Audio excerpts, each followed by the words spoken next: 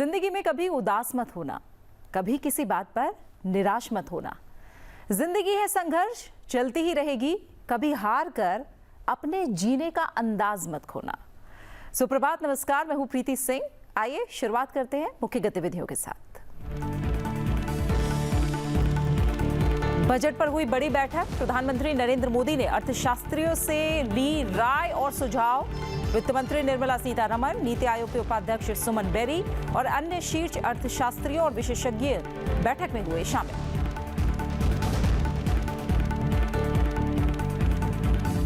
प्रधानमंत्री ने भारतीय प्रशासनिक सेवा के 2022 बैच के ट्रेनी ऑफिसर्स से की बातचीत, सभी से संपूर्णता के दृष्टिकोण के साथ काम करने की अपील। कहा, राष्ट्र प्रथम ही जीवन का लक्ष्य, सेवा वितरण में स्पीड ब्रेकर नहीं, सुपरफास्ट हाईवे जैसे बने।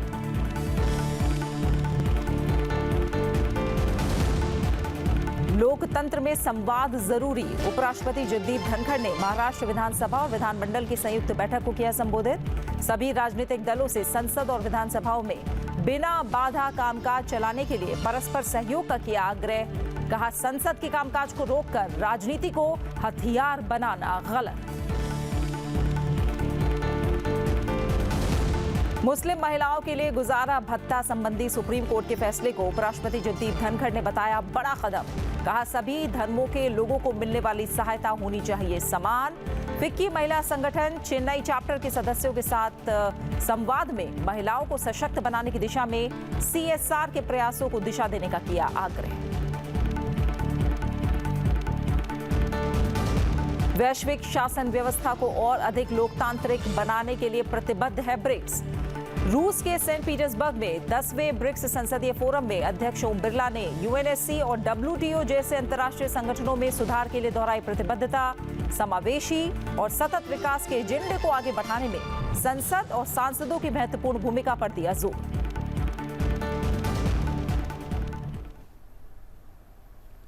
बजट से पहले प्रधानमंत्री नरेंद्र मोदी ने गुरुवार को नई दिल्ली में नीति आयोग में देश के प्रमुख अर्थशास्त्रियों और अलग अलग क्षेत्रों के विशेषज्ञों के साथ बैठक की, उनकी राय जानी, तमाम जरूरी सुझाव लिए। वित्त मंत्री निर्मला सीतारमण, नीति आयोग के उपाध्यक्ष सुमन बेरी, प्रधानमंत्री के प्रमुख सचिव PK मिश्र और कई जाने माने अर्थशास्त्री और विशेषज्ञ इस बैठक में मौजूद रहे। इस बैठक में आगामी वित्तीय वर्ष के लिए देश की आर्थिक दिशा को आकार देने के मकसद से गहन चर्चा की गई। ये बजट विशेष महत्व रखता है।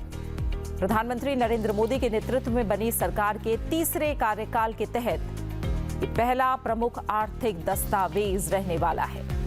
संसद का बजट सत्र 22 जुलाई से शुरू हो रहा है। वित्त मंत्री निर्मला सीतारमण 23 जुलाई को लोकसभा में केंद्रीय बजट पेश करेंगी। इसमें देश के विकास के लिए एक रणनीतिक रोड मैप की रूपरेखा तैयार किए जाने की उम्मीद है, जिसका अहम लक्ष्य 2047 तक एक विकसित राष्ट्र बनना है। इससे पहले केंद्रीय वित्त मंत्री निर्मला सीतारमण की अध्यक्षता में वित्त मंत्रालय में 19 जून से केंद्रीय बजट 2024-25 के लिए पूर्व बजट परामर्श भी शुरू हुआ था, जो 5 जुलाई तक चला था। प्रधानमंत्री नरेंद्र मोदी ने नई दिल्ली में सुषमा स्वराज भवन में भारतीय प्रशासनिक सेवा यानी IAS के 2022 बैच के 181 अधिकारी प्रशिक्षुओं से बातचीत की, जिन्हें अलग अलग मंत्रालयों और विभागों में सहायक सचिव के रूप में शामिल किया गया है। इस बातचीत के दौरान विभिन्न अधिकारियों ने अपनी ट्रेनिंग के अनुभव साझा किए। प्रधानमंत्री ने 2022 में आरंभिक पाठ्यक्रम के दौरान उनके साथ अपनी पिछली बातचीत को भी याद किया। इस दौरान प्रधानमंत्री ने कहा कि नया भारत सुस्त रवैये से संतुष्ट नहीं है और ज्यादा से ज्यादा सक्रियता की मांग करता है और उन्हें सभी नागरिकों को सर्वोत्तम संभव शासन, विनिर्माण की गुणवत्ता, जीवन की गुणवत्ता प्रदान करने की कोशिशें करते रहना चाहिए। प्रधानमंत्री ने कहा कि राष्ट्र प्रथम केवल एक नारा नहीं है, बल्कि उनके जीवन का उद्देश्य है और उन्होंने अधिकारियों से इस यात्रा में उनके साथ चलने का आह्वान किया। प्रधानमंत्री ने यह भी कहा कि IAS के रूप में चयन के बाद उन्हें जो सराहना मिली वो अब अतीत की बात हो गई है और अतीत में रहने के बजाय उन्हें भविष्य की ओर बढ़ना चाहिए।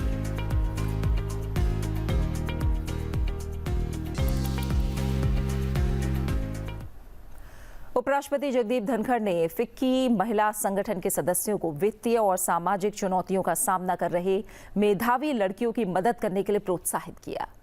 उन्होंने इस तरह के समर्थन के व्यापक प्रभाव पर जोर दिया और कहा कि लड़कियों की शिक्षा और सुरक्षा में मदद करने से उन्हें अद्वितीय संतुष्टि और खुशी मिल सकती है।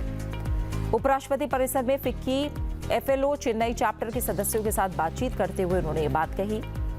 महिलाओं को उनकी धार्मिक आस्था के इतर न्याय संगत समान सहायता के बारे में सुप्रीम कोर्ट के फैसले की भी उपराष्ट्रपति ने सराहना की।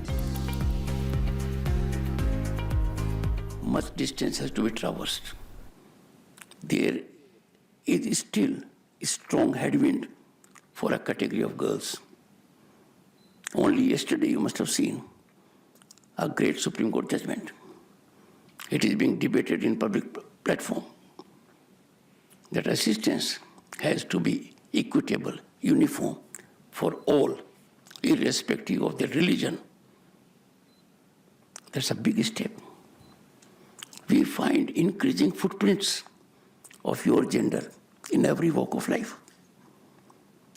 But let me tell you, to be fair to you, let me be honest to myself. You are elite class. You are highly enabled class. You are in the privileged category of society.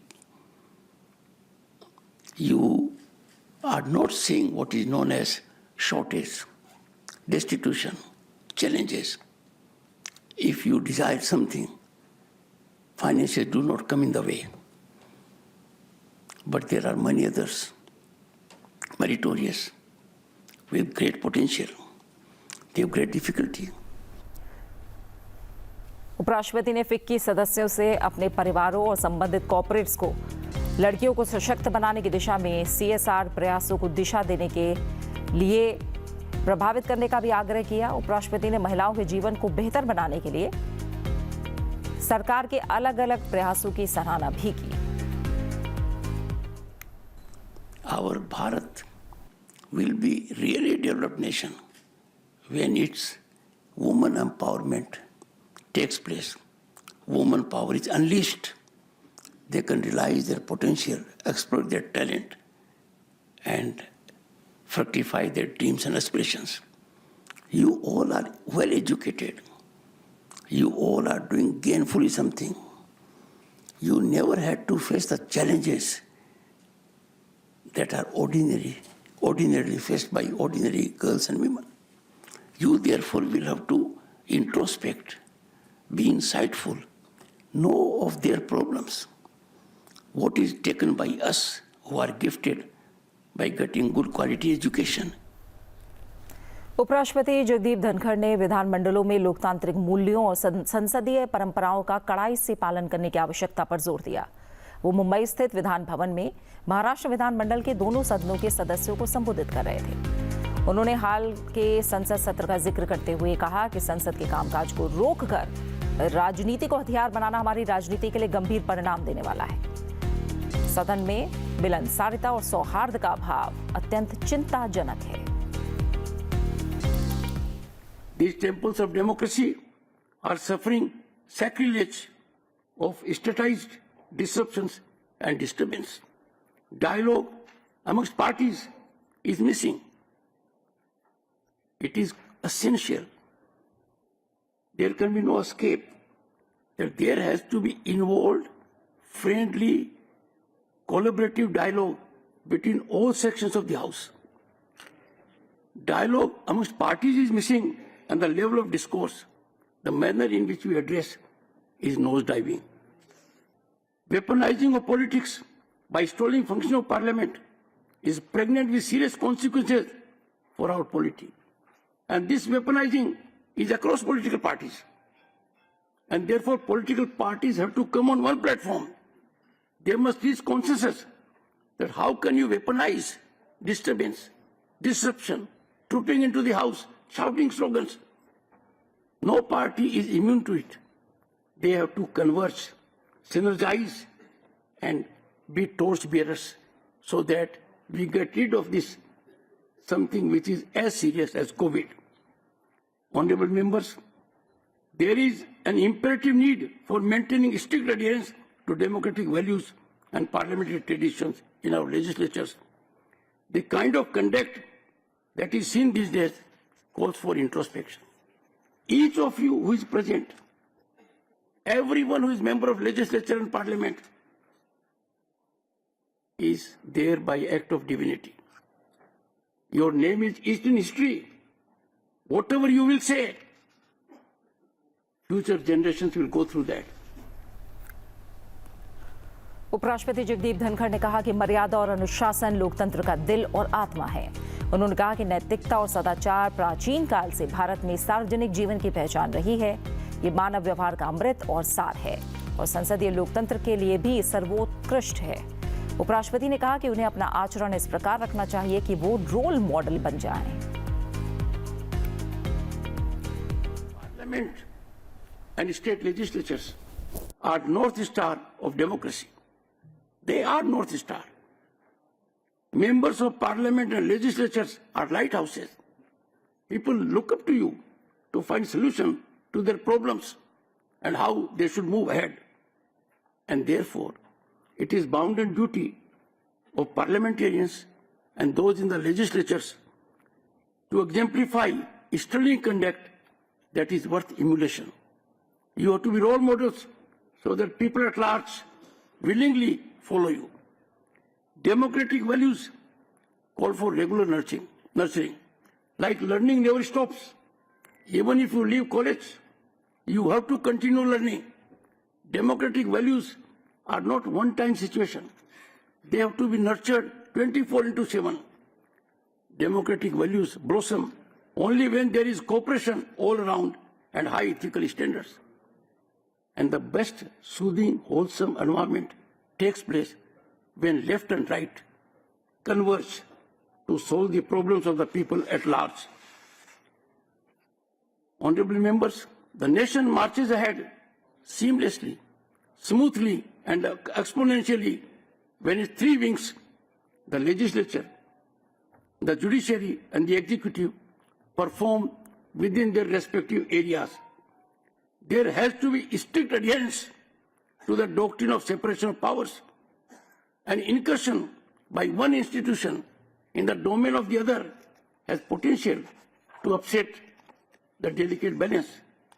And this delicate balance has to be preserved, be it executive, legislature, or judiciary, by the legislature.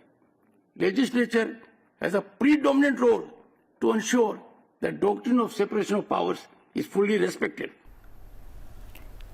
उपराष्ट्रपति जगदीप धनखड़ अपनी मुंबई यात्रा के दौरान आज Narsi Monjee institute of management studies के संकाय और छात्रों को संबोधित करेंगे और इस दौरान उपराष्ट्रपति छात्रों का मार्गदर्शन भी करेंगे। महाराष्ट्र विधान परिषद के शताब्दी समारोह के अवसर पर उपराष्ट्रपति जगदीप धनखड़ ने महाराष्ट्र के दोनों सदनों को संबोधित किया। इस अवसर पर हमारे संवाददाता सुरेंद्र कुमार ने महाराष्ट्र के मुख्यमंत्री एकनाथ शिंदे से खास बात की। आइए देखते हैं। हमारे साथ बेहद खास मेहमान मौजूद हैं। हमारे साथ मौजूद हैं महाराष्ट्र के मुख्यमंत्री एकनाथ शिंदे जी। मुख्यमंत्री एकनाथ शिंदे जी, आपका संसद टीवी पर बहुत बहुत स्वागत है। माननीय उपराष्ट्रपति महाराष्ट्र आए और दोनों सदनों को संबोधित किया, इसे आप कैसे देखते हैं? सबसे पहले तो मैं हमारे देश के उपराष्ट्रपति जगदीप धनखड़ जी का मैं स्वागत करता हूं, उनका अभिनंदन भी करता हूं, उनको धन्यवाद भी देता हूं, क्योंकि उन्होंने महाराष्ट्र में आकर यहां पर हमारे दोनों सदन, जो विधानसभा और विधान परिषद के सभी सदस्यों को जो मार्गदर्शन किया है, उसके लिए मैं उनका आभारी हूं। और निश्चित रूप से जो यहाँ पर हमारी लोकशाही जो है, लोकशाही को समृद्ध करना, लोकशाही को मजबूत करना, और ये जो उन्होंने बात कही है, इससे निश्चित रूप से महाराष्ट्र के हमारे सभी विधायक या महाराष्ट्र की जनता को एक प्रेरणा मिलेगी, ऊर्जा मिलेगी। और उन्होंने जो मार्गदर्शन उनके कई राज्यों में वो गए, उसका उनका भी अनुभव जो है, वो अनुभव भी यहाँ पर व्यक्त उन्होंने किया है। और उनके अनुभव का निश्चित रूप से हमारे महाराष्ट्र को फायदा होगा, हमारे जो विधायक है उनको फायदा होगा, और हमारे सदन की जो गरिमा है, जो सदन का जो महत्व है, उसमें और बढ़ोतरी होगी। सर, एक सवाल ये है कि महाराष्ट्र की भूमिका को 2047 में विकसित भारत का जो प्रधानमंत्री मोदी का लक्ष्य है, उसे आप कैसे देखते हैं? यहाँ पर हमारे देश को आगे बढ़ाने के लिए और देश को एक आर्थिक महासत्ता की ओर ले जाने के लिए, हमारे देश का नाम पूरी दुनिया में रोशन करने के लिए आज जो आदरणीय प्रधानमंत्री नरेंद्र मोदी जी जो कोशिश कर रहे हैं, इसलिए निश्चित रूप से हमारे विश्वास और विकास और ये और सबका साथ, ये जो नारा है उसको बुलंद करने का काम मोदी जी करते हैं। और इसलिए फिर ये जनता ने, इस देश की जनता ने उनको तीसरी बार लगातार प्रधानमंत्री पद पर बिठाया है और इसलिए हमारी लोकशाही और मजबूत होगी। मैं आदरणीय प्रधानमंत्री जी को भी बहुत बहुत धन्यवाद दूंगा, क्योंकि कई लोगों ने मोदी जी तीसरी बार प्रधानमंत्री न बने ऐसी कोशिश की, लेकिन जनता उनके साथ रही, क्योंकि ये ऐसे प्रधानमंत्री है जिन्होंने 10 साल में, पिछले 50-60 साल में जो काम नहीं हुआ 10 साल में काम किया है, विकास का काम किया है, लोगों को विश्वास दिलाया है, हर गरीब तबके को आगे बढ़ाया है, मेन स्ट्रीम में लाने का काम किया है। अरे मैं योजना में नहीं जाऊंगा, लेकिन हर वर्ग को, गरीब, महिला, युवा, सभी लोगों को उन्होंने न्याय देने का काम किया है। रोटी, कपड़ा और मकान, ये जो सबको मिलना चाहिए, वो ये उनका सपना आज हम साकार होते हुए देख रहे हैं, ये हमारे लिए बड़ी बात है। संसद टीवी से बात करने के लिए बहुत बहुत धन्यवाद सर। बहुत धन्यवाद जी सर। रूस के सेंट पीटर्सबर्ग में ब्रिक्स संसदीय सम्मेलन का आगाज हो चुका है। लोकसभा अध्यक्ष रूस के सेंट पीटर्सबर्ग में 10वें ब्रिक्स संसदीय फोरम में भारतीय प्रतिनिधिमंडल का नेतृत्व कर रहे हैं। आइए देखते हैं इसी से जुड़ी रिपोर्ट। लोकसभा अध्यक्ष ओम बिरला ने रूस के सेंट पीटर्सबर्ग में आयोजित 10वें ब्रिक्स संसदीय मंच के शिखर सम्मेलन में शामिल भारतीय संसदीय शिष्टमंडल का नेतृत्व किया। शिष्टमंडल में राज्यसभा के उपसभापति हरिवंश, राज्यसभा सदस्य शंभू शरण पटेल, लोकसभा के महासचिव उत्पल कुमार सिंह, राज्यसभा के महासचिव पीसी मोदी भी शामिल हुए। रूस की संसद के सदन डूमा के उपसभापति अलेक्जेंडर बाबाकोव ने भारतीय शिष्टमंडल का स्वागत किया। इस सम्मेलन का मुख्य विषय समान वैश्विक विकास और सुरक्षा के लिए बहुपक्षवाद को मजबूत करने में संसदों की भूमिका है।